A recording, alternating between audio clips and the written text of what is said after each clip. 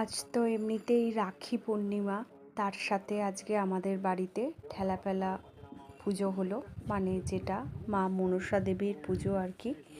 এখন যেহেতু শ্রাবণ মাস চলছে, আর শ্রাবণ মাসের একটা দিন দেখে মা মনসার এই পুজোটা করা হয়। তোমাদেরও হয়তো বেশিরভাগ জনের বাড়িতেই এই পুজোটা হয়, যাদের যাদের বাড়িতে মা মনসা আছেন।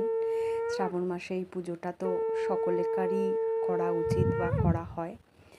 তো যাই হোক, দেখো আজ যেহেতু শুক্লপক্ষের আর কি পূর্ণিমা, অলরেডি আজকেই আর কি, আর শ্রাবণ মাসের শুক্লপক্ষ সেইভাবে পাওয়া যাবে না, তাই আজকেই আমি মা মনসার পুজোটা করালাম।